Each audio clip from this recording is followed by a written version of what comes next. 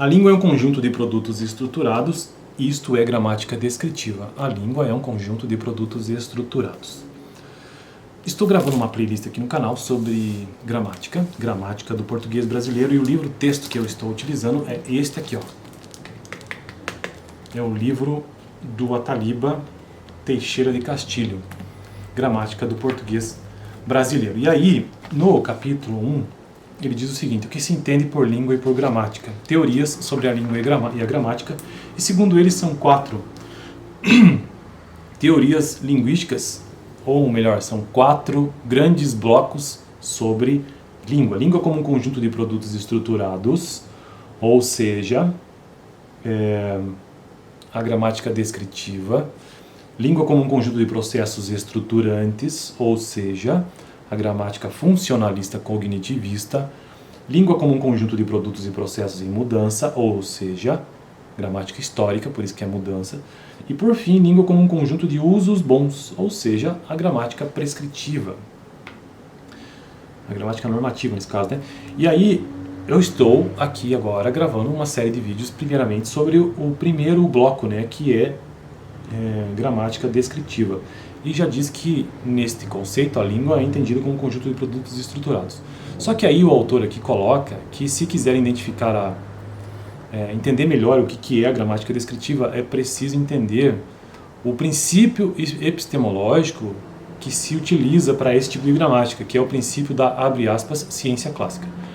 E aí existem 4 afirmações dessa ciência clássica, que é o princípio epistemológico, ou seja, de filosofia da ciência por detrás da gramática descritiva. São 4. Os fenômenos encontrados na natureza são desordenados e confusos, ocultando sua regularidade.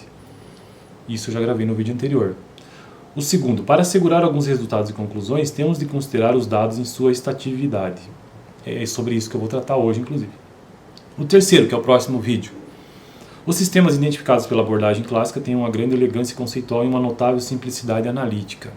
E quarto e último, sobre a ciência clássica: o caminho para a descoberta científica é maiormente dedutivo. Cada situação é traduzida em termos matemáticos, um modelo é construído e de agora em diante as ocorrências serão explicadas de acordo com esse modelo. Bom, então, o primeiro, os fenômenos encontrados na natureza são desordenados e confusos, ocultando sua regularidade. E nesse vídeo, quando eu tratei sobre isso, basicamente o que ele nos trouxe de ideia é que a tarefa da ciência é desvendar, então, essa tal regularidade oculta que está na natureza, porque aparentemente a natureza é desordenada e confusa. Mas isso é apenas aparentemente. É preciso confiar que o método científico, nesse caso aqui a ciência clássica, é capaz de desvendar o que é regular. E isso é um pressuposto básico para entender o porquê que a língua é um conjunto de produtos estruturados segundo a gramática descritiva. Bom, então vamos hoje falar sobre o segundo ponto, o segundo princípio epistemológico da gramática descritiva, ou seja, da ciência clássica que está por trás da gramática descritiva, como princípio ou fundamento epistemológico. E diz o seguinte: para assegurar alguns resultados e conclusões, temos de considerar os dados em sua estatividade. Então, para assegurar alguns resultados e conclusões, temos de considerar os dados em sua estatividade. O que é que significa isso? Não sei, vou descobrir agora. Objeto empírico, para ser adequado. Objeto empírico é objeto de estudo real, na prática. Empiria, que tem prática. Objeto empírico, para ser adequadamente descrito, descrição, deve ser idealizado e até mesmo congelado por intermédio de algum artifício teórico. Então, você está estudando alguma coisa, tem algum objeto empírico, objeto de estudo, e ele precisa ser idealizado, ou seja, congelado, e usando até um artifício teórico, que ele diz. Limitado em sua extensão, não importando se com isso ele acabe se divorciando do mundo real. Então, embora você esteja fazendo um teste empírico, existe um estudo empírico, o objeto é empírico, ele é prático, mas ele precisa, para ser melhor compreendido e idealizado, ele acaba até, pode acontecer, de se distanciar da realidade, embora seja prático. As formas da geometria euclidiana, por exemplo, tomam em conta dados estáticos tais como linhas, planos, esferas, triângulos e cones. Então, na verdade, o que ele está dizendo aqui é que dados estáticos são pré-definições estáticas, já parte de um pressuposto de definições estabelecidas. Por exemplo, aqui ele traz o exemplo da geometria euclidiana, que já parte de conceitos estáticos como linha, plano, esfera, triângulo e cone, para a partir daí conseguir construir sua teoria. Modelos linguísticos, agora trazendo isso para a linguística, na gramática descritiva. Modelos linguísticos formais pasteurizam seus dados,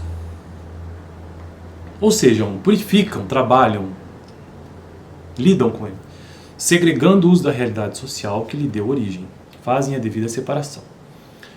Em consequência, as pesquisas passam a concentrar-se em determinados nichos sintáticos, ou seja, de estrutura, alguns nichos específicos, pondo de lado os textos da vida linguística real.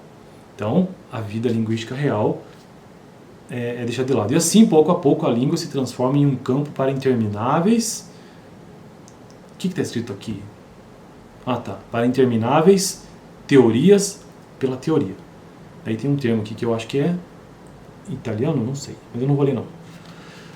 Bom, então é isso o vídeo de hoje sobre esse segundo princípio epistemológico, ou seja, que ele considera os dados em sua estatividade. Alguns resultados e conclusões temos de considerar os dados em sua estatividade, que é nada menos do que o isolamento, né, daquilo que se está estudando. Nesse caso que ele está dizendo que quando se faz isso na linguagem ou na linguística, o que acontece é que há um afastamento da linguagem real e fica-se apenas teoria por teoria. É isso, beleza? Este é um dos princípios epistemológicos da ciência clássica, que é o fundo teórico epistemológico da gramática descritiva, que é a língua como um conjunto de produtos estruturados. No próximo vídeo quero tratar sobre o terceiro princípio, que diz o seguinte, da ciência clássica: os sistemas identificados pela abordagem clássica têm uma grande elegância conceitual e uma notável simplicidade analítica.